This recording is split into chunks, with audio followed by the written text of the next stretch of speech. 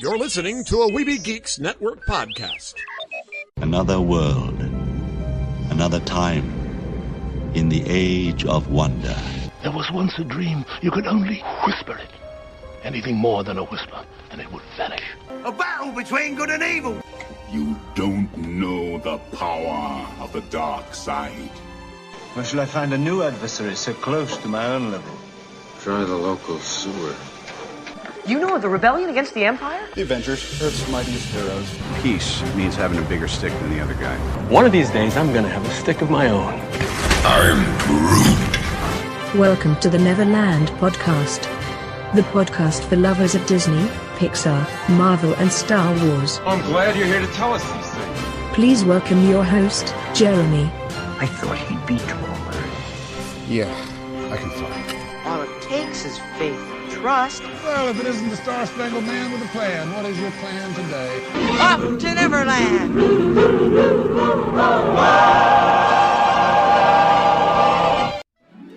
Take your pixie out of your pocket, Neverlanders, sprinkle some pixie dust around, grab your happiest thought, and let's fly away to Neverland. It's me again, it is your Spider-Pan Jeremy, here to lead the way, and guess who came along? Hi. Well, you're supposed to introduce yourself. Oh, okay, I'm the Wendy Nerd? Wendy Nerd, yes.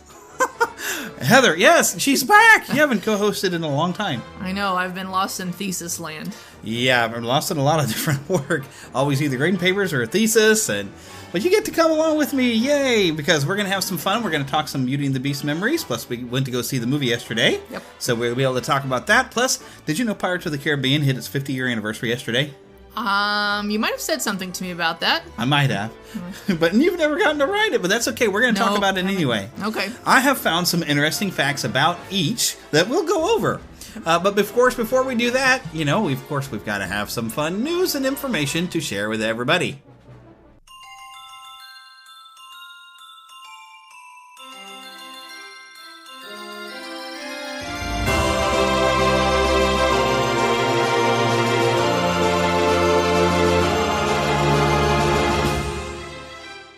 Spanning the Disney and geek universe to bring you the best in comics, toys, movies, and entertainment. This is news from around Neverland. Alrighty. What would be an anniversary for the Pirates of the Caribbean without some new things going on? So, there's some new things going on. Some like food. Can you tell me about the food? Well, apparently they're kind of going with some pirate grub. Get some piratey things to eat, apparently, and enjoy. And that is starting March 16th, so it currently is happening right now. So there's a Caribbean breakfast burrito that is being offered at the Mint and Julep Bar and Royal Street Veranda. So it sounds kind of interesting. Ooh, scrambled eggs, and what is this? Andouille sausage? Do you have any idea what that is? No, it's probably French sausage of some kind. Yeah. Versus like Italian sausage or something like that. Yeah. With rice and sweet potatoes, black beans, and cheddar cheese. That's a burrito. I kind of like. I'm gonna try one. Sounds pretty good. If anybody can explain to me andouille sausage, though, I might have to look it up when we. Yeah, that's something to look up because I'm usually down with sausage. Mm-hmm. So. All right, so then we have a Calypso Caribbean chicken stew. I feel like I'm announcing school lunches. Chicken stew to pronounce it all the way. Chicken stew, yes. So we have a Calypso Caribbean spice chicken stew with carrots, onions, celery, potatoes, and yucca. So yucca, yes. Yucca is edible. I didn't know it was edible. But. And that's at the Royal Street Veranda and the Harbor Galleries. Okay, and so here's something us in Kansas City can get behind, is a Buccaneer pulled pork sandwich. Well, but this is slightly different from pulled pork, I'm sure. It's not that, we're used to a good barbecue. Well, this is Buccaneer. This is going to be sweet, so it's got pineapple, Caribbean-style slaw. Jerk-spiced pork, though. What is jerk-spiced pork? Is that some jerk in there in the kitchen who's spicing it any way he wants? Maybe so, I don't know. You tell him you're allergic, he's like, really? I'm going to put that on there because I'm a jerk spicing your pork. I don't know. Maybe, I have no idea. Maybe that's the way they pull it apart. They jerk it apart. I forgot to give him a French accent because this is the French market restaurant. So, aha, I am the jerk. You are allergic to the spice, so I will give it to you. Okay, I'm sorry to all the French people listening to the show. I will forgive you. Well, you have a little bit of French. Yes. But One of the few things we know I am. Yeah. All right, so then we have a steak sandwich. Was it Cafe New Orleans? Well, Cafe Orleans. Okay, sorry, Cafe Orleans. See, I can't say New Orleans. You want to say New? New Orleans. Sorry. It's the old Orleans, not the new one. It's just Orleans. Okay. Steak sandwich sounds boring. What's on it? Well, it's not just steak. So we got some cheddar sauce, some bacon. White cheddar sauce. And bacon jam. What? Time out. Bacon jam. What in the world are they making? I mean, is that like a ground up bacon they make like a jam thing to spread? What in the world is bacon jam? Sounds good to me. It sounds like something that came out of like the 60s or 70s, like cookbooks or something like that. It's a happy bacon. It's jamming. Yeah, okay. Anyway. It's got bacon in it. I'd eat it. Arugula, which is a type of lettuce, yeah. but it's got more kick to it.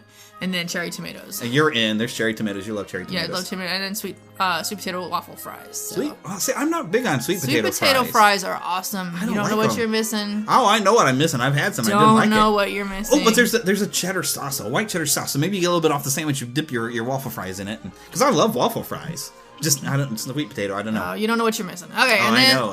And then we've got fruits de mer, which is blue. Fruits de mer. You have to get that Bayou of de mer. Whatever. Okay. I think they were supposed to say it that way. It's at the Blue Bayou restaurant, and so we have. Okay, can I tell you something fun about the Blue Bayou restaurant? Okay. That is the restaurant for anyone who doesn't know that in Disneyland, where you get on the Pirates of the Caribbean and you're floating along the Blue Bayou, there's a restaurant right there that overlooks the Blue Bayou. And that's the Blue Bayou, and it's the restaurant. You can actually eat right there as people are kind of coasting by in the opening bit before they actually get into the Pirates. Well, that's kind of cool. Yeah, so that's one of my bucket lists. If I ever get to Disneyland, I want to eat there. Okay, so what this is we've got red snapper, which is pan-seared, and we get some shrimp with that. That is a type of fish. Yeah.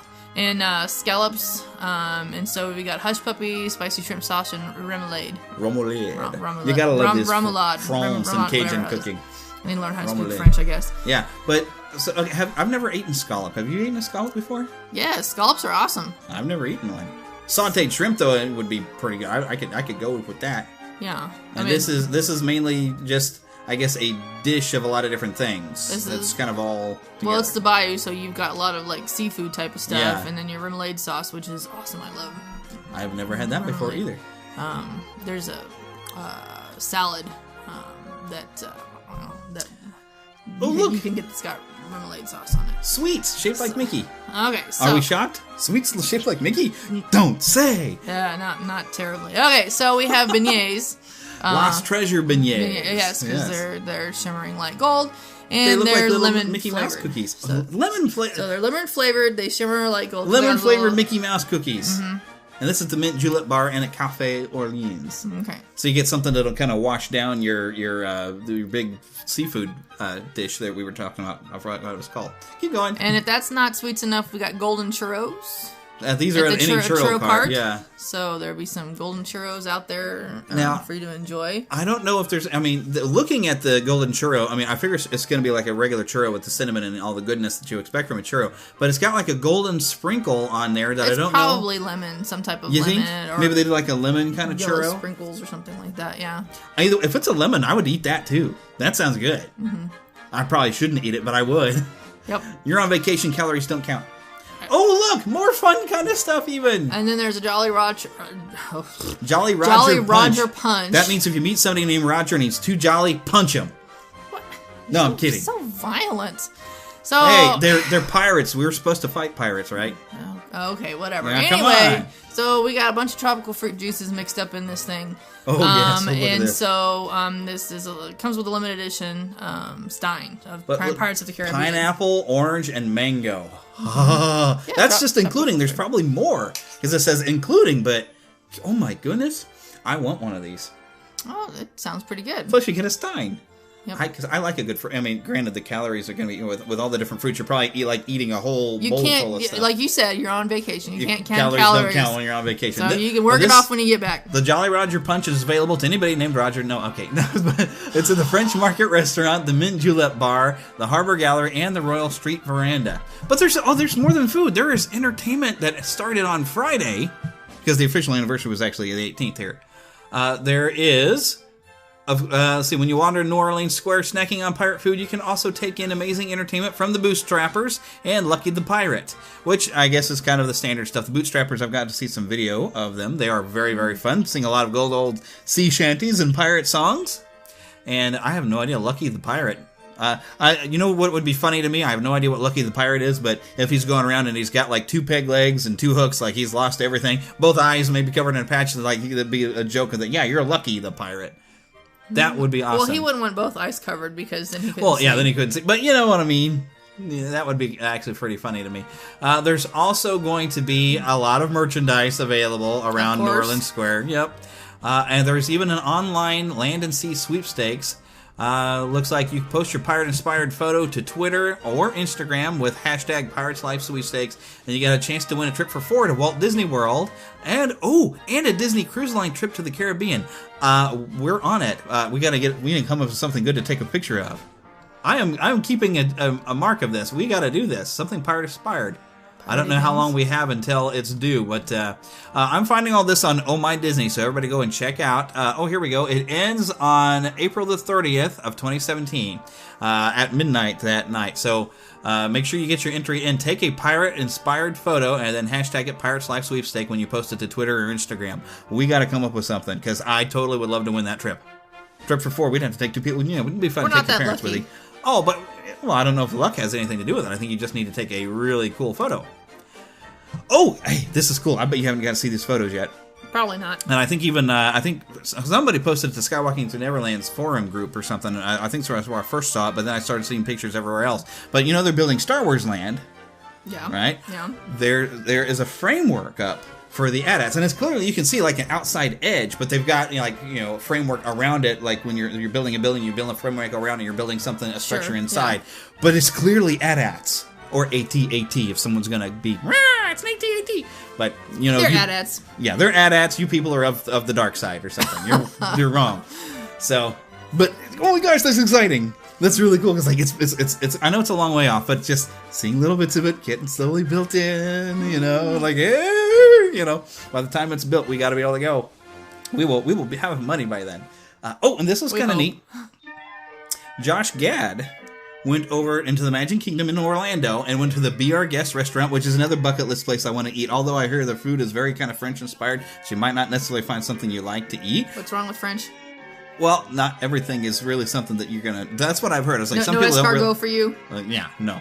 But you might not necessarily like the food. But the restaurant itself, from what I have heard, there's a main dining area that is the ballroom. Mm-hmm. That you can also eat in the West Wing, and the flower is even there. The rose, very very cool ambience. So remind me, Josh Gad, LeFou. Okay. Which. Actually getting to see him as LeFou. But when we listened to the soundtrack for Beauty and the Beast, we were sitting there saying, I can't help it. I see singing these. Dancing around. Yes. And then, but there he is. We get to see him in the movie, which we'll talk to later. But he showed up on, what was this, Friday? And actually led people doing a sing-along of Be Our Guest inside the restaurant. That's fun. That is awesome. That would be a lot of fun. That'd be really cool. That's one of those kind of just rare, fun moments you wouldn't expect. Almost as fun as, and I shared this where some CBS show actually had some of the cast of the movie out performing songs from Beauty and the Beast going across the crosswalk outside of a CBS studio, which I've shared that video. If you're not part of our Facebook group, this is a good time to join because I find fun stuff and I share it. I'm sorry to turn it sad now. You probably read it. Did you see this yesterday? Yes, I did. Chuck Berry, and I'm always going to remember Chuck Berry for the little bit there in Back to the Future, which is why I can bring this up here, where they have Marvin Berry, faking a thing, where Johnny Be Good, Michael J. Fox is playing Johnny Be Good, which is a Chuck Berry song. And Marvin Berry holds the phone. Hey, Chuck, it's your cousin Marvin. You know that new sound you're looking for? Listen to this. And he holds the phone out. And that's funny, like as if, he's influenced the song Johnny Be Good. But Chuck Berry, fantastic guitarist, great performer. A lot of people say he is pretty much the reason why we have rock and roll today. So that's huge influence for sure. Huge influence. So it's kind of a sad loss, but I had to mention it just because of the Back to the Future reference, because we love Chuck Berry for other stuff. A lot of great old songs. But I have to throw that out there. But I'll let you announce something here. Okay, so Disney Afternoon Games return to the PS4 and Xbox One, and that starts April the 18th. Yeah, now, did you ever get to play any of these games? Nope. Not a single one? And, no. And I don't have the I'm remastered. Well, this wasn't a teacher time, But you had a Nintendo, but I guess you only had a handful of games. But these were old Nintendo games from the Disney afternoon. I mean, the DuckTales, Tailspin, Darkwing Duck, Rescue Rangers, and they're bundling it all together. But this, I was kind of hoping for remastered versions after the DuckTales remastered. I love that. I need to actually buy a copy. I got to play it for a free weekend or something. I beat the thing. I don't own a copy of it. But these are the just regular Nintendo games that you get as a bundle, really inexpensively, actually, on April 18th, that they're going to put it out as available. What you have to understand about the Nintendo, I didn't get it until I was in college. Well, but, okay, yes, that's not the point, but still, that's really cool. Now, the one thing I wonder is, okay, so DuckTales, you do a lot of your stuff by pogoing on your cane as Scrooge McDuck. And with the old Nintendo, you had to, push down and be and all this complicated stuff to do it. Now, on the remaster, they made it simple where you just hit one button so you could pogo on the thing, and so it's a lot easier. Now, I wonder if they have the controls in this, they've adjusted it to where it's a little easier to make your balances. I do wonder about that, but that's really kind of cool, because I know a lot of people have wanted that Darkwing Duck. They said it was great, although Darkwing Duck, the little bit I've seen of the original Darkwing Duck game, it pretty much played like a Mega Man game, which you've never played one of those either. Nope. I have, and they were harder than heck. I was not a fan. They were a pain. Oh, look, more depressing news. We are now officially 1 month away from Star Wars Celebration Orlando, and there's no way in heck I'm ever going to manage to go. Yep. Yeah. Can't afford the trip, can't afford the ticket, and I don't even want to talk about all the cool people who's going to be there and all the special guests, because it'll just be depressing. Which is why I haven't really brought it up, but I figure I can't ignore that it's going on. But for those that can go... Tell me about it. Come on the show, because I would love to hear, it's your stories and who you got to meet. And, at least I got to fist bump, he's always going to be Lando, but Billy D. Williams there at a convention. Yeah. Oh, and golly, I have audio from his panel, and I don't think I've ever shared it. I'll have to do that. Share that. I know, I got video of it too. I will make sure I do that. All right, now I get to share something. I don't know how to come at this. I just started seeing this yesterday morning. But, okay. Sony, when they were doing the Amazing Spider-Man movies, and they had Amazing Spider-Man 2, they started saying, we're going to spin off, we're going to make a Sinister Six movie, we're going to do a Venom movie, which is going to be great. They had all these big plans, but Amazing Spider-Man 2 underperformed, so Sony went back and negotiated, and they're part of the Marvel Cinematic Universe, and they're relaunching Spider-Man once again with Spider-Man Homecoming. But now there's this rumor that's going around, and all I've seen, they've all gone back to this one Twitter account that this guy tweeted it. But I have not seen any evidence from Sony or anywhere or any other website that didn't mention this guy tweeting it. But they're saying he was saying that there was a Venom movie coming out October 2018 and a Sinister Six spinoff. I don't know that is at all in the plans at this time, because now they got to get into the Marvel Cinematic Universe, and there's a timetable in there. And really, if you're going to do something with Venom, you really need to tie it back into Spider-Man, or it's just going to be garbage, and no one's going to want to see it. And I'm sure Marvel Studios knows it would be garbage, and they're going to say, no, wait a minute. If you're going to do Venom, we got to do it right this time. Well, and that's a real short time frame to start, because Venom's going to be big. You want to start pumping this up soon. You need to tell the story right. You need to do it right. And then, yes, you could have Venom go off on his own, but you need to get his origin in there. I would love, because Spider-Man being part of the larger Marvel Cinematic Universe, I would love for them to actually find a way to do the Secret Wars, because you've got enough characters in the Cinematic Universe now. After you get, Avengers Infinity War dealt with, you could work your way into the Secret Wars, where the Venom symbiote actually comes from. What is it? I have no idea what the Secret Wars are. Secret Wars was this Marvel thing where this being called the Beyonder grabbed a bunch of heroes and put them on this kind of battle world planet that kind of helped out with almost all their whims of what they needed. Whatever they needed, it seemed to produce for them. And Spider-Man's costume gets torn up in a battle with this villain Titania, which was created actually by Dr. Doom on that planet. And he's like, man, I really need a new costume. And he gave his web shooters to Reed Richards to help build something to help get them back home. And so he had no web shooters, he had no costume. He's like, man, I really need something. And with this weird thing, machine, oh, look, a costume that produces its own webs. It was perfect. He didn't realize the thing was alive. That came along later. I feel like I've seen this in a cartoon form or something they did present it in the cartoon, but the Spider-Man animated series did have the Secret Wars later, but they actually did Venom in the first season before they even did a Secret Wars, and they had it come from a meteor. But okay. I would love to see the Marvel Cinematic Universe take that step and have the Secret Wars and then work your way to Venom. The comic style, I tell you what, you'd make a lot of nerds happy. including this nerd right here. That would be really cool. And then, then you could definitely branch off with Venom and have his own movies because, at a good long time there, Peter and Eddie Brock kind of have reached an agreement where Venom is like, oh, well, I guess you're not as bad as I thought you were, and so I'm going to go to L.A., you're going to stay in New York, and we just won't cross paths and bother each other anymore. There's your solo movies for Venom right there. We're sending him into L.A. and have it be Eddie Brock and have him be the Lethal Protector, and I've seen some people say, oh, well, this better be an R-rated movie, because you could get more violent with Venom, that's for sure. You don't have to. But you don't have to. I wouldn't recommend it myself. No. Let's not look at, Logan and Deadpool as the example for the main Marvel Cinematic Universe. I don't think you need to push it that far. There's lots of kids that like this stuff, and it's not necessary. I don't think you have to push it that far, personally. No. But, yeah, that's what we got to say about that. But now it's time to go visit the trailer park. Woohoo! Mama, another gator got in the house. Another gator? Give me that shovel. Come here. Get him, Mom. Get that gator. The Neverland Trailer Park.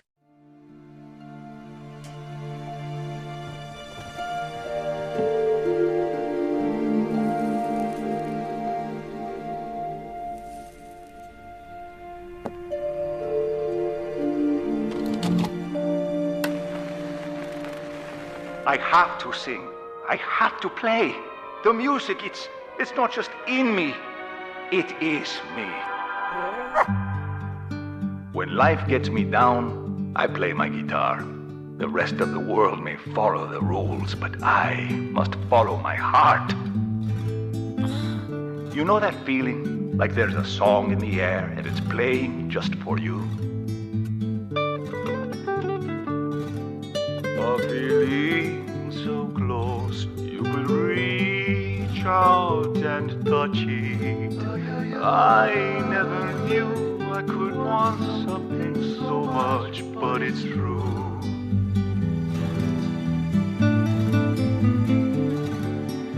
Never underestimate the power of music. No one was going to hand me my future. It was up to me to reach for my dream, grab it tight, and make it come true.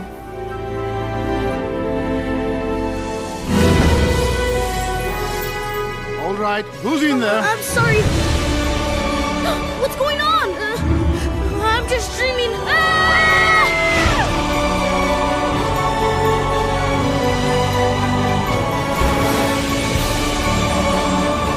Dante, wait up!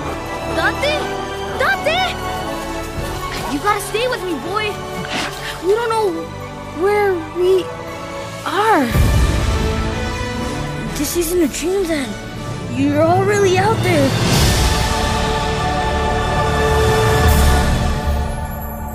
Okay, so what was the? I showed you this yesterday, didn't I, Coco?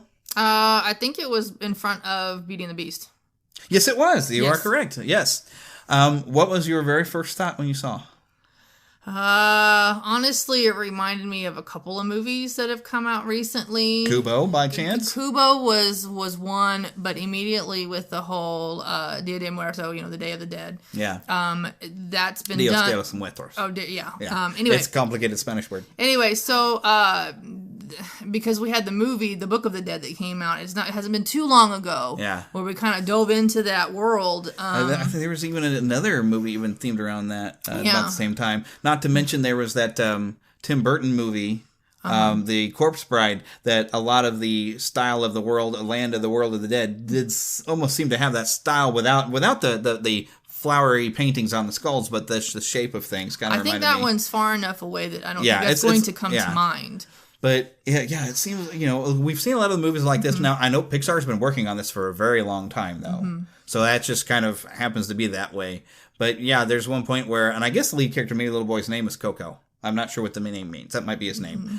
But apparently from what we learn about this is that his father was this, famous guitar player. That's what's implied in Implied, and maybe he was on those novellas or something, It's implied that that could be his father. But he goes and grave robs to steal the guitar, and when he plays the first notes, a very Kubo moment happens. But he is somehow transported into the world of the dead.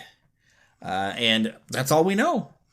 Yeah. Well, it's just a teaser. They're going to have to really come out and show something that's different than the other movies that have come out recently.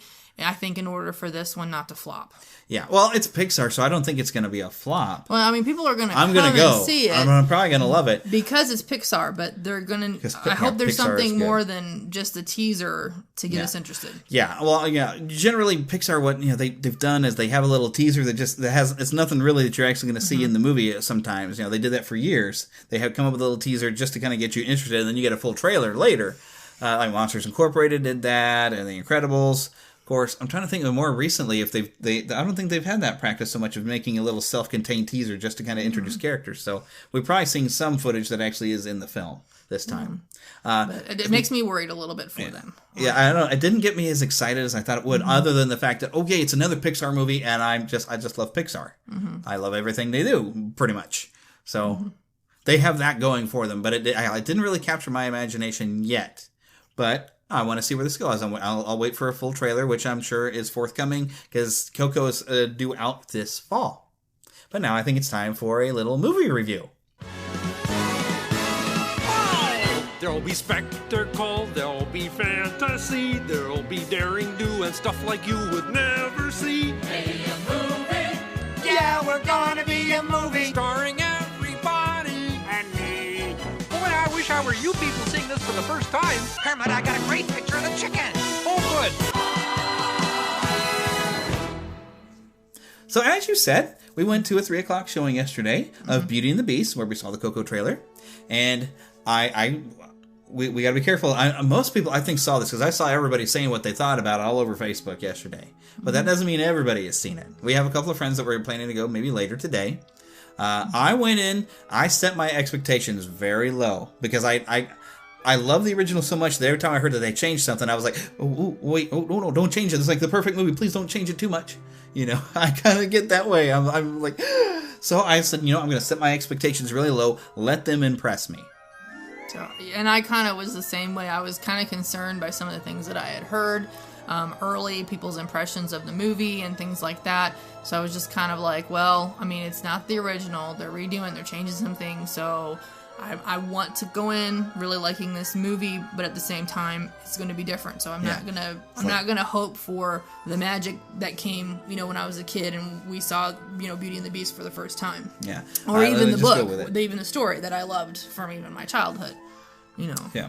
So there's a lot of things to love about this. A lot of things that are kind of it was kind of neat seeing, I liked that there was a bit more connection to Belle and her father with, we heard a change like her being the inventor as if her father's not. Well, her father's mechanical. And so it just kind of showed that the time that she spent with her father, she's learned some things and she's very helpful and she's very creative like her father.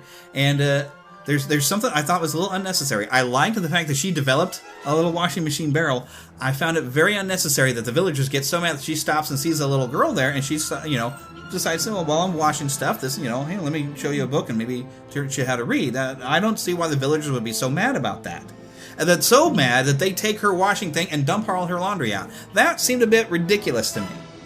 I was like, that's where I could criticize there. I'm like, why would they be that mad, Yeah, I don't. Well, okay.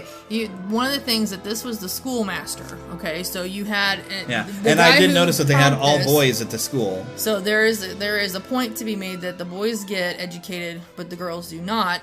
And this guy is kind of feeling probably threatened because someone else is teaching, and that's not okay to him. And he does, and you kind of get early on like he's not really a big fan of hers. Yeah. So, but the main reason they're not supposed to like her is that she's very aloof and she's always stuck in a book, and they're just like, well, she's always reading, and her interactivity is a little bit limited perhaps, and they don't understand her.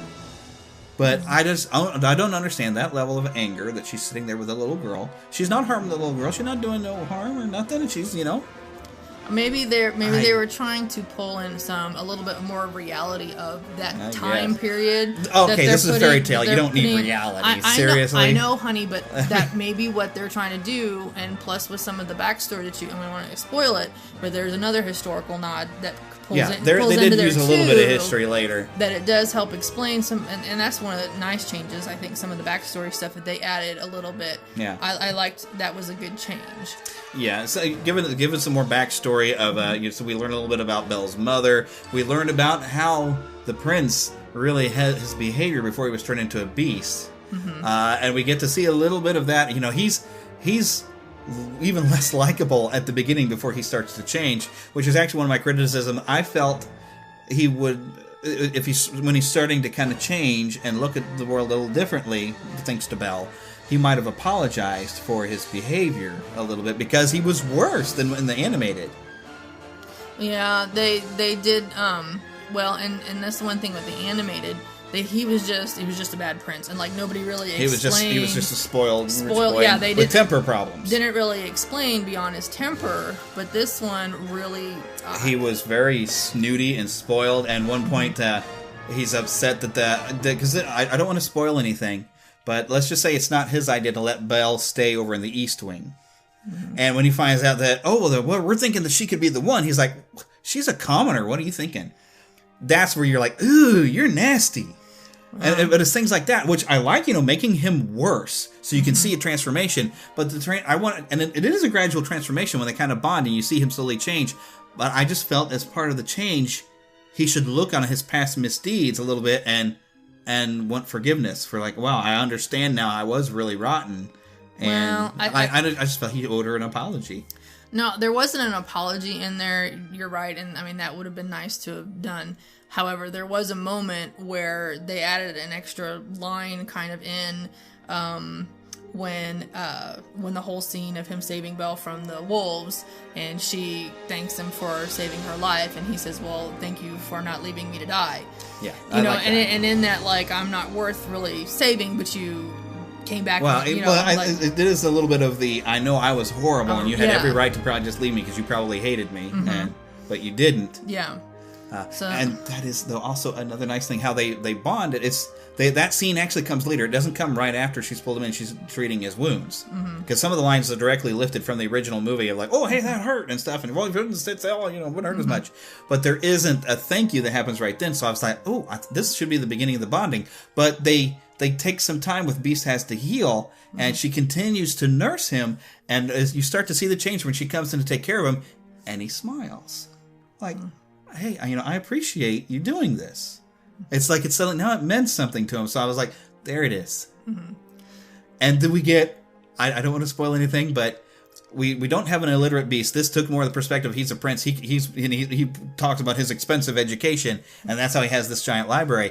But they talk books, and how you see them bonding is over stories they've read and all the books she hasn't gotten to read. That he's like, well, no, here, That honestly is probably my favorite change in the movie. That they added it in. He's kind of a book, because imagine you've been cooped up in this castle this time. What else you got to do but to read these books? And he's got opinions and he's memorized passages. She starts quoting some sort of poem and he finishes it, and it's just like, I like to see now that she's got something in common with that just need to work off the edges. That was great. I did like that. So and I think we can agree that was the part of the movie that we really liked the best, was that the taking the time with the romance and the relationship. The criticism, I think, that we both would agree on is the speed of which you get to that point. It seemed like we went through the motions of going through all the beginning stuff before we got to the castle, and actually went through them really quick, in my opinion. We didn't get a chance to really bond with Lumiere and Cogsworth. They're like afterthoughts, but yet the movie tries to get you to care about these characters, because by the end, we're going to focus more on their effects of the curse than we are the Beast. It spends all your time there, showing them suffering of, we're going to become inanimate objects entirely. But I was like, I don't actually care about these characters so much. I only care about them because of the 1991, and I love the characters then. And this movie heavily borrows on your charm and memories of the original to carry you through this one. Yeah, I do have to fault him for the pacing. Yeah, because it is really rushed feeling at the beginning until you get to the castle, and then you get to broaden the story. It almost felt like let's hurry you up to this stuff that we know from the old one. Here, this character already. Here, let me just show you this character because you know that character. Oh well, you know this character already. Here, And now we're gonna hurry through all that stuff that you know about. So let's just show you all the things that we just changed to make this so much better. Which we're not always so much better. And a scene that should have been in there that was dropped was the nice little bit where the Beast is talking to Cogsworth. It's like, wow, I've never felt like anything like this, and I want to do something for her. That's gone. He just takes her straight to the library because they've kind of bonded a little bit over the book. But that's a really good moment in the original movie because it gets to see where he's changing and he's thinking about someone else. You get the gradual change where he's, unlocking, his potential self and getting to think of outside himself and actually learning to care about somebody. And see, I think they took that out, but they replaced it with a new music number about, she kind of snuck into my heart without... That's at the end, though. That's after it's all over. This is development we needed as it's going. Well, when we get the relationship developing, and we see the Beast is different, but it's nice to get that work into where you see him changing a little bit. And I'm glad they did keep in the soup eating to see him trying to be more human. That was funny. And there's a very cute bit there because they've been sitting at opposite ends of the table. There's a cute bit. They've been reading at the table separately sometimes. But it's just not a spoiler. No, because it's such a little thing. It's very cute. Though at one point he gets up from his side of the table and goes to sit next to her, and kind of like, "Is this okay? Can I sit next to you?" There are little things like that that it's worth. Go see this. It's definitely worth it. I mean, if you love the 1991, you carry that love in, and that's going to help you like this movie. But don't expect it to be the same. But there's enough good stuff in here, and even making Gaston worse. Because Gaston, he's totally unlikable by the end. In the original one, he's that enjoyable villain. In this one, you hate that sucker by the time you get to it. And I don't want to spoil anything, but there's some interesting character things that do happen because he is that nasty. That there's a turn. That's. I wasn't even going to say that much, but yes. Yeah. Which was very intriguing. So overall, I give this an endorsement. You got to go check it out because I think you will enjoy it if you give it a fair chance, lower your expectations, and let them impress you. Because it is visually impressive. The new songs are, well, at least one of the new songs I really like. Some of the new songs are kind of, but it is Alan Menken with Tim Rice, and that's good. I mean. There's no music over from the Broadway musical, which disappoints me. Although, and one of the scenes, because we like those songs from the musical. But you will hear hints of home when Bella's in her room. You'll hear that in the scoring. So it's kind of there. The songs aren't there, but I give this I'll give it a 1 thumbs up. I said 2 thumbs up, myself. But I guess it was supposed to be 2 people with 2 thumbs up. But I did enjoy this. I still love the 91 one better, but I did like this. I did come home and watch the original one. I did too, because you started watching it while I was kind of dozing on the couch. I'm like, no, I want to kind of go watch it too. Well, I kind of wanted to compare because it had been a while since I'd seen it, and I didn't see it immediately before I went into the movie, which is probably a good I was thing. Thinking about watching it again. I was like, nope, let me go in there fresh. But just coming back and because the original, I didn't realize it was as short as it was. Like it was not minutes. Even 2 hours at all. This one, the new one, is over 2 hours. It's over 2 hours. It took them that long to tell. Just to compare the pacing, because I felt like the new one was very rushed at certain points. Yeah. And the other one never felt that way, but you felt like you still went through a big journey in a short amount of time.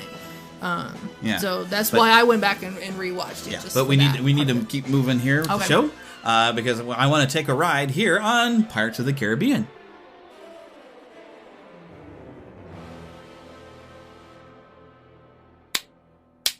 Let's take a ride at a Disney park. Let's take a ride right now. Oh, oh.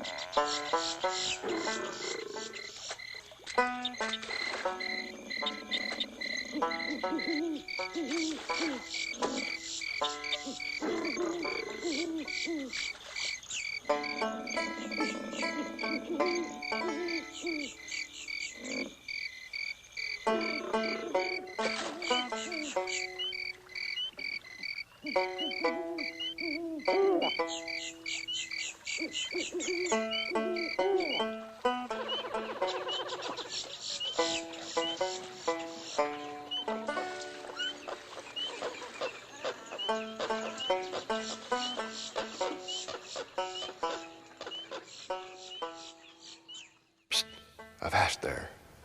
It be too late to alter course, mateys. And there be plundering pirates lurking in every cove, waiting to board. Sit closer together and keep your ruddy hands inboard. That be the best way to repel boarders. And mark well me words, mateys. Dead men tell no tales. Ye come seeking adventure and salty old pirates, eh? Sure you've come to the proper place. But keep a weather eye open, mates, and hold on tight, with both hands, if you please. There be squalls ahead, and Davy Jones waiting for them what don't obey.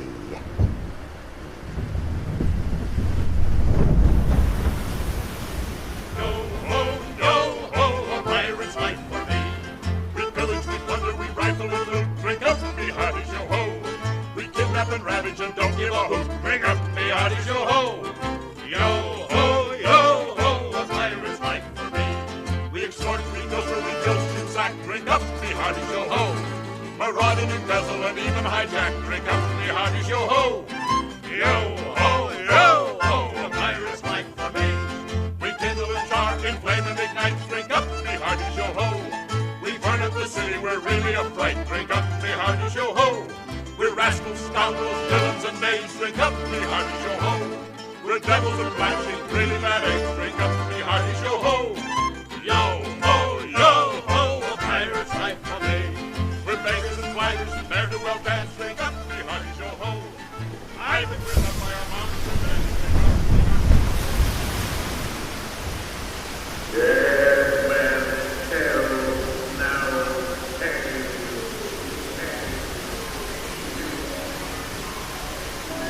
Dead men tell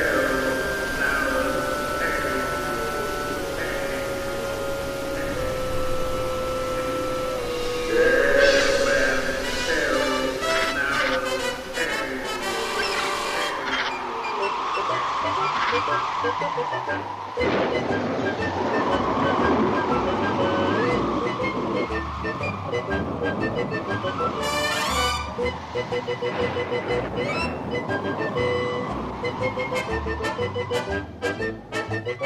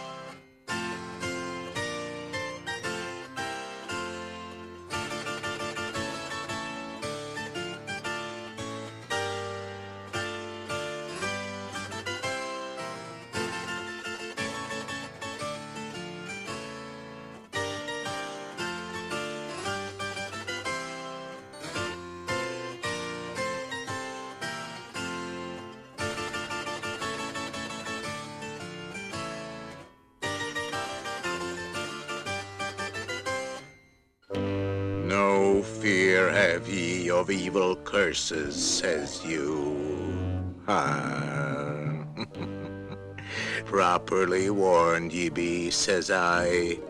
Who knows when that evil curse will strike the greedy beholders of this bewitched treasure? Dead men tell now tale.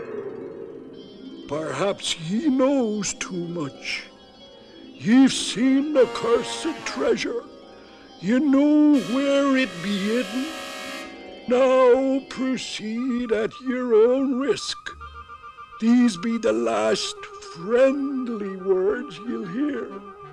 You may not survive to pass this way again. Dead men tell now tale. Strike your colors, you bloomin' cockroachers! By thunder, we'll see you to Davy Jones! He needs persuasion, mates. Fire at will! New shadows, Captain! One clean through the mizzenmast! Cut the ruddy wreckage away! Stand by as your guns bear! Surrender, you lily-livered lovers! Another broadside and you goes down with the tide! Give it to 'em again, lad! Aye, that'll show the bilge rats! Avast, you scurvy scum! Run up your white flag! We will never surrender! Very well, then. Give 'em a broadside! Pound 'em, lads! Pound 'em! Down on number 4, gun! We're gonna sink your stinking ship, you! Take 'em below! Clear the decks, lads! Pipe the lubber aloft, matey. Speak up, you bilge rat. Where be the treasure? Do not tell him, Carlos. No. Scuttle, you cockroach. No, por favor, no! Pipe him aloft again, matey. Be brave, Carlos. Don't listen to him. By gum, he'll talk, or do a fine dance at rope's end. Be that clear, senor? Don't tell him, Carlos. Don't be chicken. Scuttle the scum! Scuttle the scum! I am no chicken. I will not talk.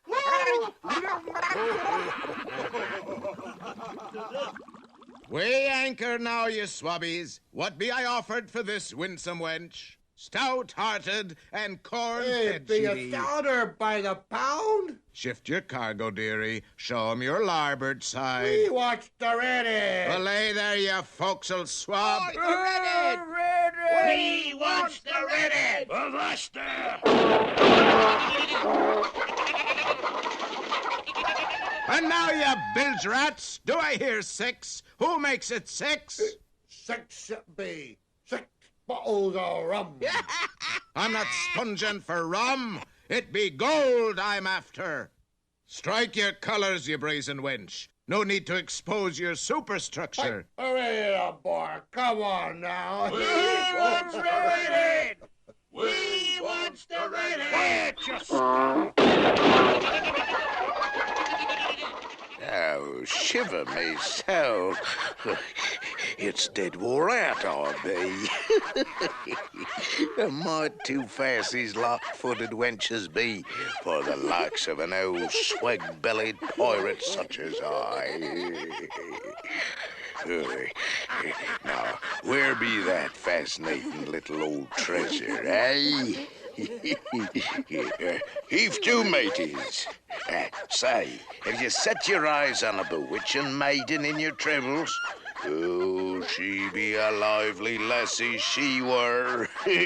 Oh, I tell you true, it's sore I be to hoist me colours on the likes of that shy little wench. Favour, keep a weather eye open, mateys. I be willing to share, I be.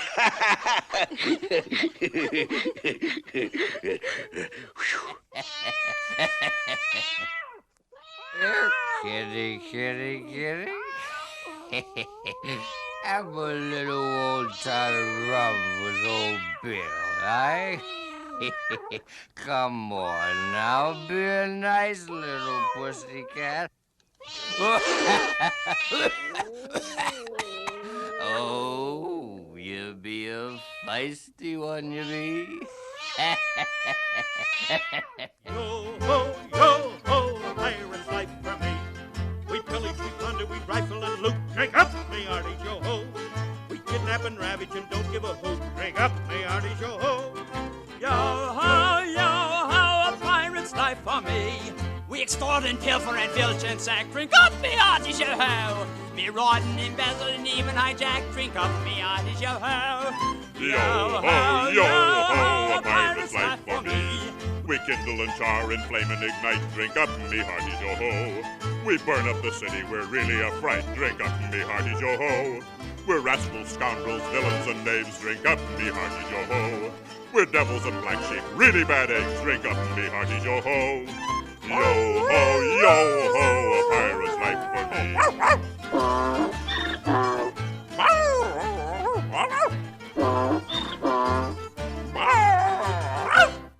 Yo-ho, yo-ho, a pirate's life for me. We pillage, plunder, rifle, and loot. Drink up, me hearties, yo-ho. We kidnap and ravage, you don't give a hoot. Drink up, me hearties, yo-ho. Yo-ho, Ow! A pirate's life for me! Up me, hearties, yo-ho! We moor on the vessel and even hijack. Drink up me, hearties, yo-ho! Whoop! Yo-ho! Yo-ho! A pirate's life for me! The excellent celebrations in sack. Up me, hearties, yo-ho! Tell a lot here! Yo-ho!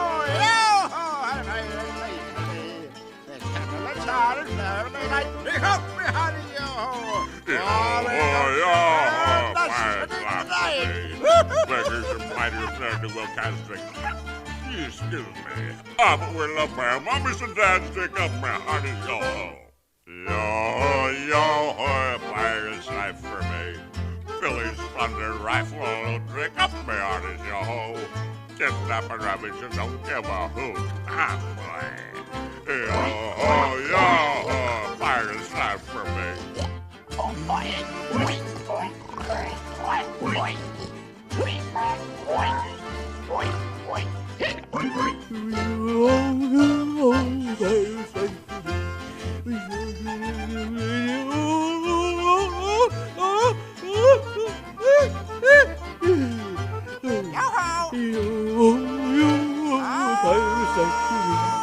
We keep the child saying big night. Parents' life for me. Another portion of run France. You swabs. Here, give us the keys, you scrawny little beast. I say grab his ears. Work him over to the noose. Go on now, hold it higher. Higher, I say, higher. Oh, a mangy mutt. Hit him with a soup barrel. Here, doggy. Here, doggy. Psst, psst. Nice doggy. Belay that talk. We want the keys, not the mutt, you swab. Can't you reach any further, you stub-winged bilge rat? Grab his tail. Go on, grab it. Don't Here you scare go, him. dearie. Come on, have a nice bone, eh? That's a good lad. Come on now. Oh, steady now. Steady. Yeah, that's it. Slip the cable over his ruddy neck. Boss, they're over. It's us what needs your ruddy help, not them blasted lubbers. Oh, that blasted pocket-picking pirate.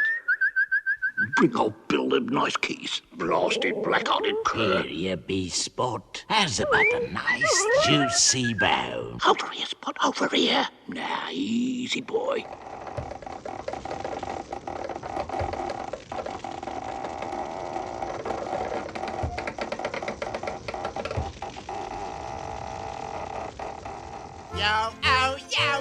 A pirate's life for me. We pillage and plunder, we rifle and loot. Drink up me hearties, yo-ho.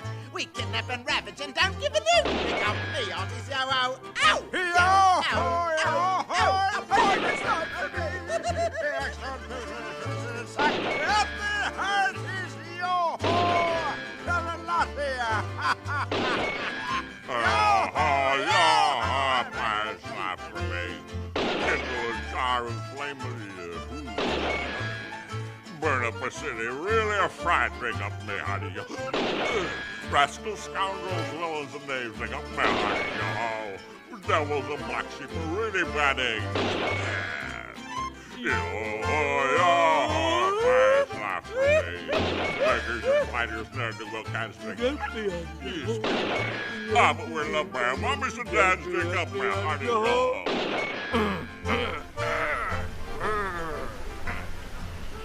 Dead men tell now tale.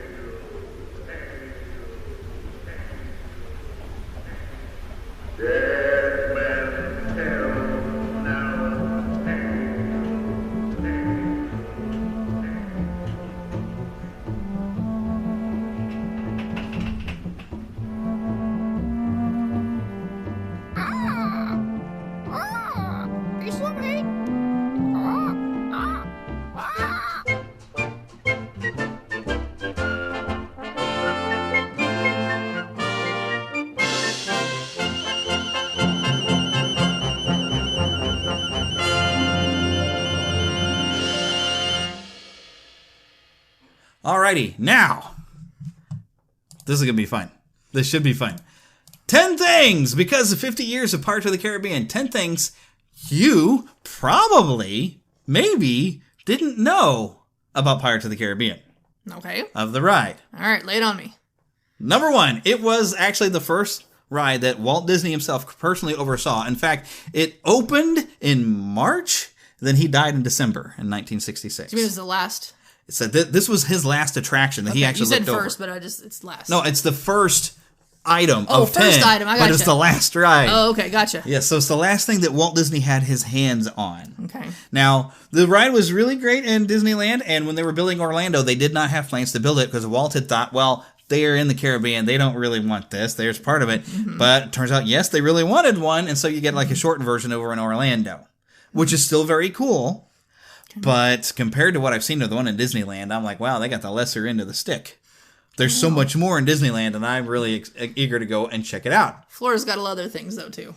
Everglades, yes. But second one. Oh, okay, so I get to read the second. Okay. Yes. So, number 2, the animation... What? You moved it too fast. Sorry. Animation greats voiced the pirates. Yes. So, people such as Paul Frees... Yes, the ghost host himself, okay. And so many other things. Oh my gosh. Yep, and he also did Ludwig von Drake. Oh my goodness. Okay, and lots of other characters. Okay, we had Jay Ward. We could go through a long list of Paul Frees characters. Mm-hmm. Okay, Rankin Bass. So we had Jay Ward did a lot of Rankin Bass. Thurl Ravenscroft, which is my favorite bass voice, I think, of all times. He's great. Yes, I mean, there's other bass voices out there, but he's probably my favorite one. Yep. Okay. He even does a really cool. There was an album that they put out that kind of tells the story of it, which it's really long, so I don't have time to play that right now. I think I have played it in the past, where he narrates like he's taking you through the ride, similar to that Haunted Mansion one where it's Ron Howard and stuff like that. It's a really cool audio with Thurl. Plus, you can always recognize his deep singing voice, him and the Mellow Man. Mm-hmm. So. Alrighty, now this is something I have heard about. I've had people tell me this stuff about it, but I don't recall seeing it. But okay, so as you're approaching the ride, there's a couple of skeletons, and they're playing chess. Now, there's a rumor that states that the board is set up in a stalemate, implying that the two pirates are playing the game, and they're just unable to move, and they just both died playing. But I've also heard that some of the cast members sometimes like to rearrange the pieces around a little bit. And there are some photos that show that the pieces aren't in a stalemate configuration. So apparently, maybe cast members are getting into moving around, but the idea was maybe it was supposed to be a stalemate that they never finished. Because that is interesting. You got two people who look like they died playing chess. Mm-hmm. So that is funny to me, a stalemate. All right. And then number 4, the cannonballs are an illusion. Wow, that's shocking. Did you actually think they would be firing cannonballs over your head? Honestly, somebody thought was something you didn't know. I don't know. And it's a really cool effect. Now you haven't gotten to see the effect, but the cannons. It's got like a flash of kind of orange light, and it puffs out these like dry ice or steam or whatever. Mm-hmm. So you see this blasting thing, and the water can poof. Mm-hmm. It's like the effect. It's a really good effects, but honestly, this is something that somebody thought people didn't know and added to this list I found. Well, it looks like they updated it with some air cannons to make some splashes and make it more believable. So, but honestly, if you thought cannonballs were really being fired over your head, then seek mental help, because honestly, they're not going to fire cannonballs over your head. Anyway, let's move on to number 5. All right, the original ride was racy. Yes, I have heard all kinds of stuff because they're pirates. They're not supposed to be well behaved. And there was a lot of stuff, they were chasing the women around and stuff like that. Mm-hmm. Harry said a lady was chasing them with a rolling pin and stuff like that. But now it's changed to where the women that they are kind of following around have food. So they're trying to get the food, and they're actually being chased by the women. And it's not, although you could consider that the auction scene is still a little racy because they're auctioning off women, but these women seem to be very willing to go along. When that's kind of just a funny little add-on scene. Normally, it's like, no, we ain't auctioning you off. We're taking you on the boat, and you ain't gonna like it. They're pirates. They pillage and don't give a hoot. Mm-hmm. Let's put it like that. So. Shocking. Yes, it was a little bit racy, and it's gotten a little milder. And some people have complained that that it has gotten milder, but it's trying to be more playful. And I understand, and you don't want to be that rough. But some people thought, well, it wasn't that bad before. But so, well, it's okay. And nobody likes it when they change one of these rides when they're classic. But I first got to see it and it had Johnny Depp all over the place. And I was kind of not pleased that there was too much Johnny Depp, in my opinion. Okay, so moving on. So we got a Secret to the Fire effect. Yes. And it's pretty simple. And actually, I've kind of seen some of this on like some Halloween, kind of decoration. Yeah. So you got a combination of cloth, fans, and lights. So it looks like it's flickering and like the town is really burning. So they get that wind blow, so it wiggles, and then it's got the color combination. Apparently, is a very it's cool fooled effect. some riders. So this was one to include. They thought maybe I could see people thinking that maybe they had some actual flames that were controlled, so it's not actually burning things.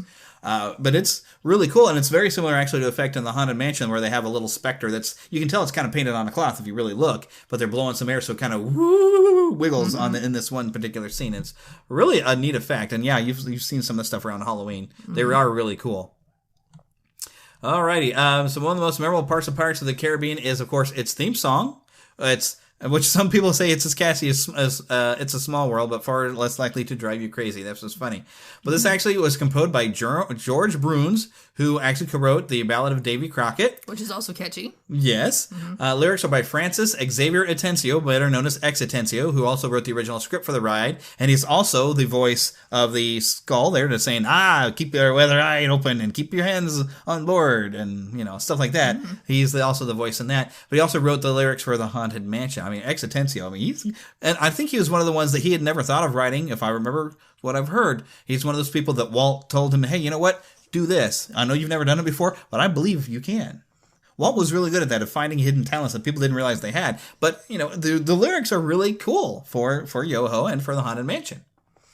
All right, and then number 8, the Tired Pirate has been censored. Yeah, and when you hear some of the audio original, which they still put out on the soundtrack, it is a little racy because he's talking about this woman that he misses. Oh, but he's willing to share, and holy cow! And she was hiding in a barrel at the time behind him. I don't know that this is still in Disneyland. I know in Orlando he wasn't there, but you do see a point where there's a guy when he's got the key, and he's talking about, there's Jack Sparrow's never going to get the key, and Jack Sparrow is popping out of a barrel. But yes. So they replaced the lust with gluttony. So he's after eating food a lot. now. He's after some food now. Yeah. And X Atencio himself actually did not like the change and just called this new version Boy Scouts of the Caribbean, which is funny. But I can understand, it's a family park, and when you hear the audio, the impression of like, hey, let's do a little with this girl, you and me, we'll share her. That is too much. I think that's further than I think that they should have gone. And I'm surprised it is out on that CD that I had Philip pick up for me actually in I guess in Walt Disney World. Their last trip, I had him pick up my CD, which is the audio you heard for the ride there a little bit ago. From parks to films and back again. So following the success, of course, of the movies, the Disneyland and Disney World ride was altered, to include Captain Barbossa and Jack Sparrow. Now, you probably knew about this. Some of the best add-ins is Barbossa. I love having him being the captain on the ship because it doesn't take any away from the original ride. Although he is asking for them to give up Jack Sparrow instead of, hey, we're coming for your gold. But him, being the captain of that ship and having a lot of the same dialogue fits right in, and I love it. It does bother me that they've made the story of the ride about Jack Sparrow being throughout the whole thing. And changing the story. I love, however, if they would have just put the final scene where he's there with the treasure and he's saluting all his shipmates lost at sea and sings a little bit of the song. That's great. I love that. But that should have been all they did to put Jack in there. I don't think they should have changed the story of the ride, in my personal opinion. And I have seen... I heard that maybe they've taken these back out, but they did add mermaids in Orlando that you kind of hear them singing. Good, yeah. And if you look in the water, you can kind of see them in there. And I haven't got to see it myself, but I have heard that they maybe have one that kind of pops up in front of the boat. Which, that was kind of weird, though. That was the weirdest version of mermaids I've ever seen in my life, and on Stranger Tides. I actually liked them. It was kind of cool. I liked them. And that's one of my favorite characters, was the mermaid and the missionary. That's what kept me going through that movie. I thought they were great, but... Because the mermaids aren't supposed to be nice. If you go back to folklore, they are not nice. Yeah. Alrighty. And then number 10 is Pirates in the Mist. Okay, so this is another movie-related addition, and so there is a waterfall Well, it's not really a waterfall. It looks like a waterfall, but it's that nice mist type of thing, and they project Davy Jones or Blackbeard. Although I have heard something about Blackbeard being removed, and it's just Davy Jones now. Mm-hmm. Where he comes out and says a little thing, and where it's a dead men tell no tales, and he basically says, but they do tell tales, and I'm going to show you. And Disneyland, he pops up twice, because at the end, where he's kind of like, aha, see? I told you dead men tell tales, and next we meet, you're coming to my locker, ha ha ha, that kind of thing. In Orlando, you don't get him at the end. He's just the one time. But some of these little facts, though, that they said 10 things you probably didn't know, you probably only didn't know if you've never ridden it before. Well, I didn't know because I've never ridden it before. Right. So hopefully if you've never ridden Although this, I did know about the voices. Yes, some very famous voices. So hopefully there was some things you didn't actually know and you did enjoy that. But yeah, some of those lists I wasn't that impressed. But it's still fun, because you read them anyway. Years, yeah, because it's 50 years of Pirates of the Caribbean, and it is a fun ride. Now, I have 25 things that maybe you didn't know about the original 1991 Beauty and the Beast. But I got to share some stories of seeing it. And I wish, I had Philip here to share a story. Because Philip and I, we were excited. Because, we're both, Disney nuts. I wasn't as much of the junkie then as I am now. I'm even more so once I've been to the park. It's life-altering. But he found on, the Disney Channel that they were going to be playing the People Bryce and Celine Dion video. And he recorded it and he brought it to church. Mm-hmm. And when we were in between Sunday school and church, he was like, "Oh man, you got to see this!" And we watched it 3 times. Oh my gosh, and I was super excited. And I remember it was at the Metro North Mall back when it was still a full mall, and they had a little theater in there that I went to go see it. My brother and I went, but he didn't go to Beauty and the Beast. He went to go see some other movie that was actually longer. It might have been an ice skating movie. I think I don't know.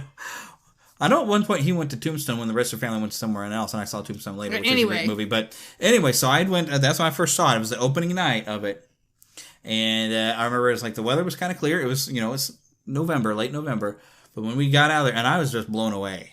I mean, I was already very super excited, and I just came out of it wow.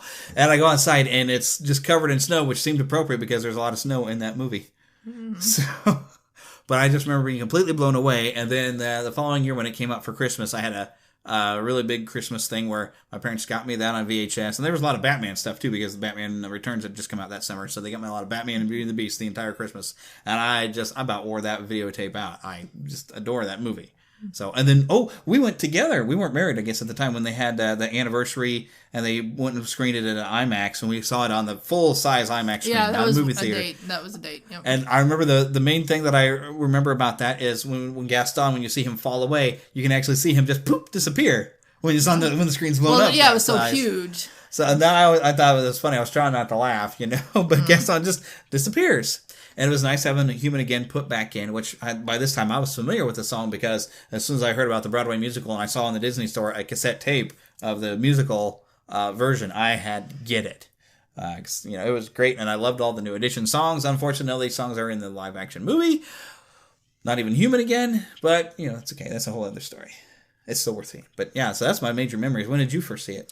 Okay, well, I did get to see it in the movie theater, and we did not often go to the movies as a kid. Now I went to, summer things when, movies would be shown in the summer for, a summer, camp kind of thing. But I'd seen A Little Mermaid, which is one of my favorite fairy tales.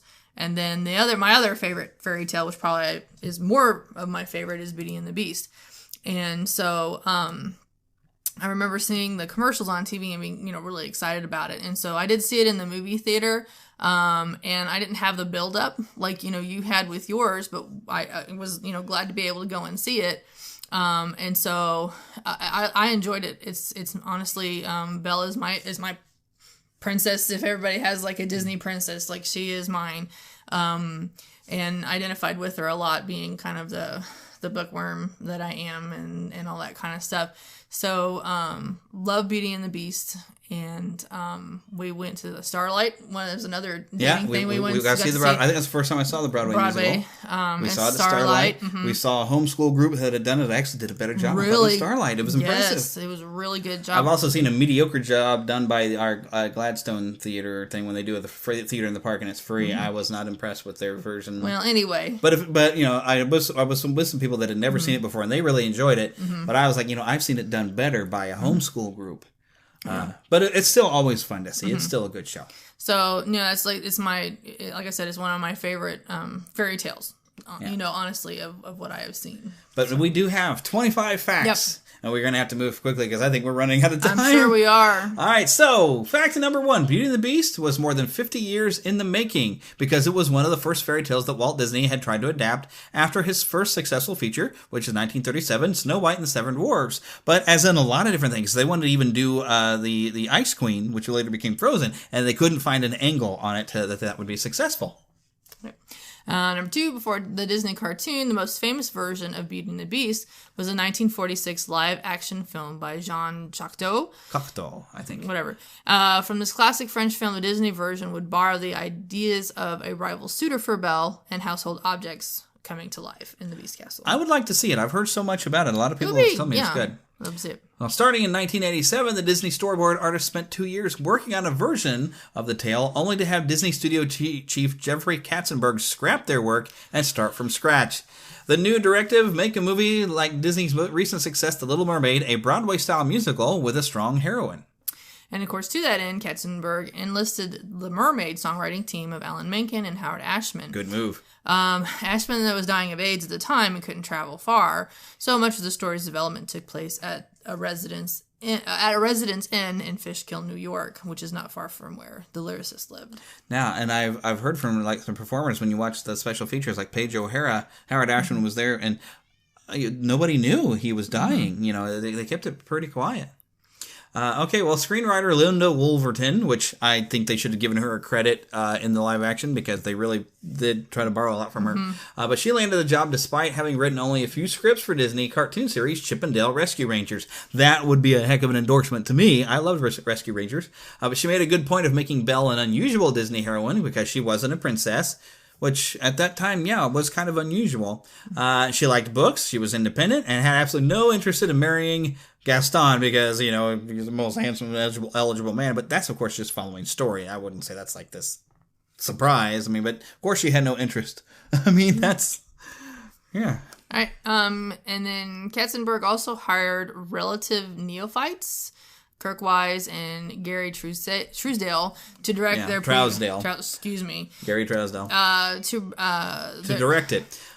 They previously have been done a short. They did Cranium Command, which is actually at Epcot. Okay. Which is really, I think, Inside Out kind of borrowed from Cranium Command a lot. So another unlikely hire, Robbie Benson. Which, a lot of younger people, you probably have no idea who Robbie Benson was. Mm-hmm. But I remember seeing him in Ice Castles. That's the skating one. Yeah, that's the skating one, not the one that my brother had went to at the one time. But he's very, very kind of has a nice light voice, But somehow or another, he got this deep rumble thing, and most of the voice he did for himself. Now, I remember seeing a review in the Kansas City Star where a reporter got a chance to talk to Robbie Benson and said, well, what sort of enhancement did they do to your voice? And he growled at them and says, what enhancement? And showed him, it's like, no, he could do it himself. Which kind of leads us to the next one, that was his sound was his own, and the howls were electronically mixed of different kinds of animals, like panthers and lions. So when you hear him making an animalistic sound, it really was. Mm-hmm. And they mixed, I think in the special features, they talk about using a bear and a lot of different stuff, because especially when he picks up the wolf and roar, you can hear that bear roar in there. So, which of course, makes sense, because he can't make a bear noise, but he can give you that growl in that voice, and he did such a great job. Mm-hmm. I was surprised, like, that's Robbie Benson? So, yep. For the other leads, Belle and Gaston, Disney went with seasoned Broadway performers, which is Paige O'Hara and Richard White, which, listen to Disney Indiana, their previous recording, they actually had a convention that Tracy got to go to with Paige O'Hara and Richard White, and she's got a really great recording with those two at this convention, which is fabulous. Go check out Disney Indiana's last show from last weekend. They only do a show every other weekend, so it should be their primary one in the feed. If you haven't heard it, go check it out.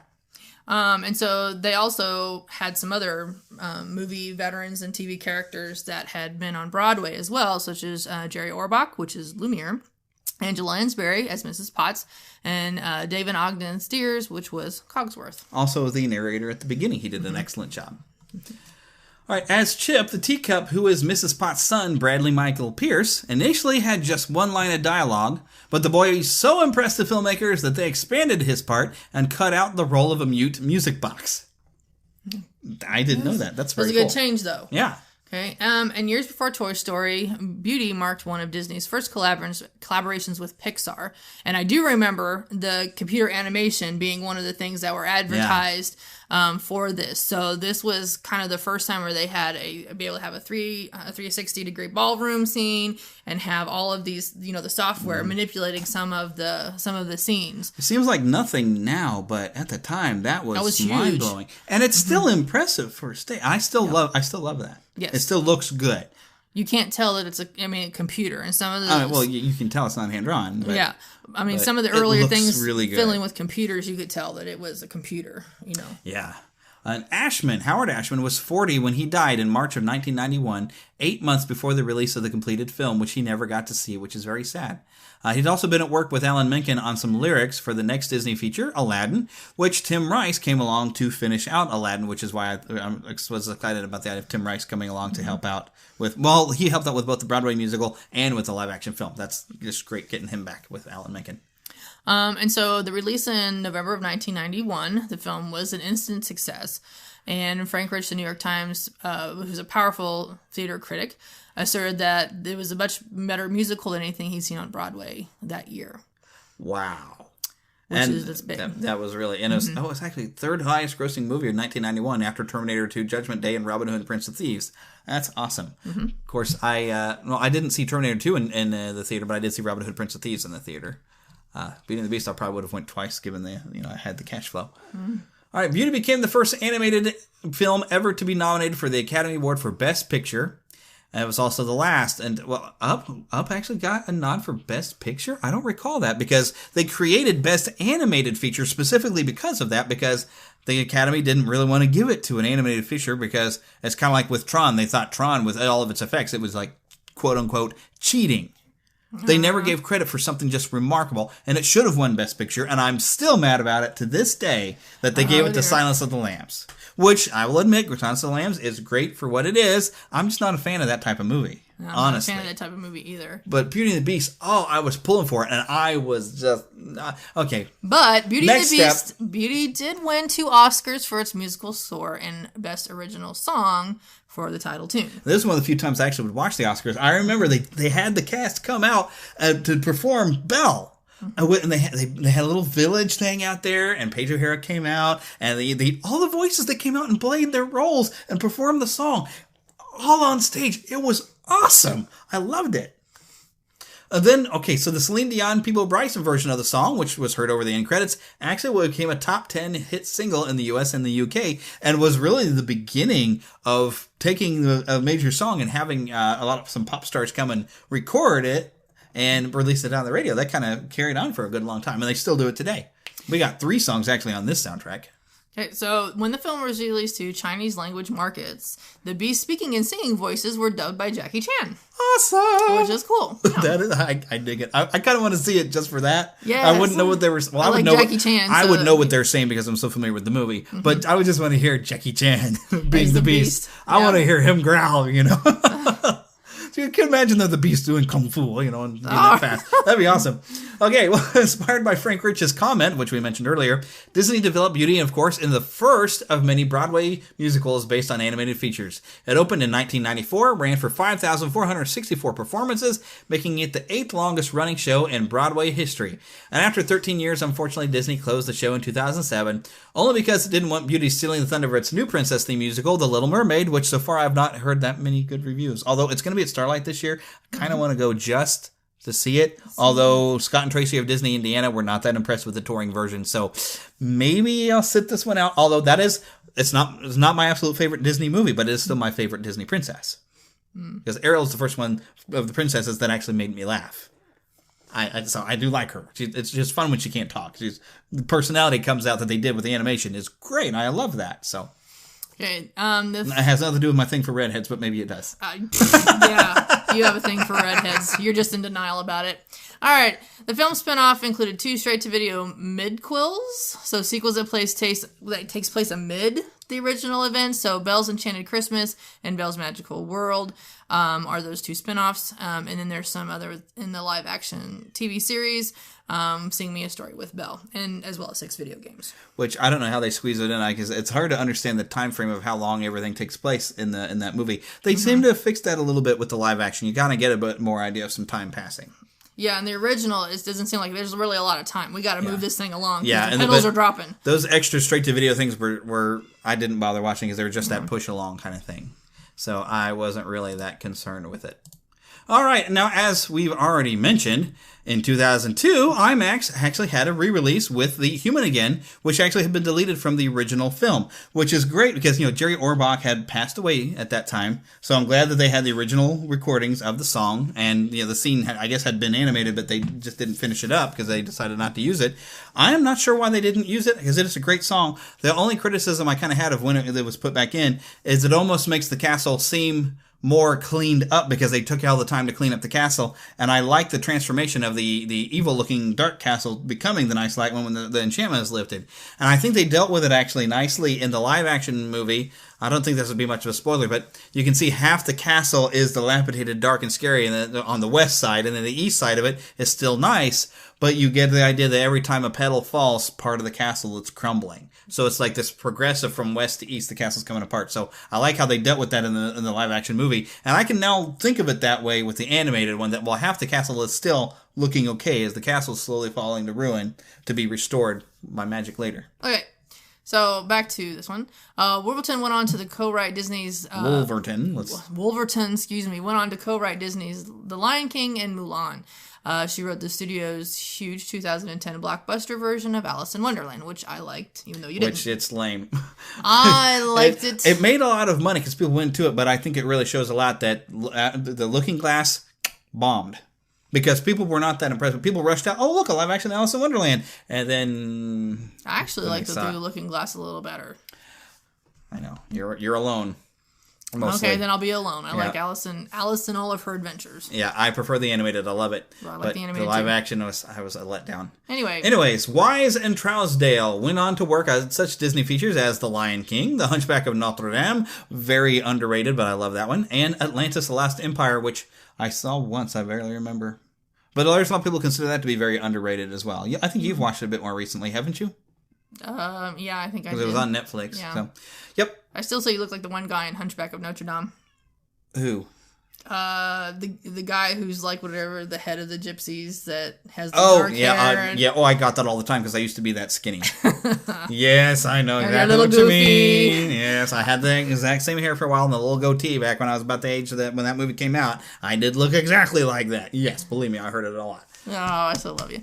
All right, O'Hara turned up, along with several other actresses that did Disney voices for 2007's Enchanted. Oh, which I got a kick out of. That was great. Okay, and she appeared as a soap opera actress on TV, and in a scene echoing the one where Belle's tends to be swoons.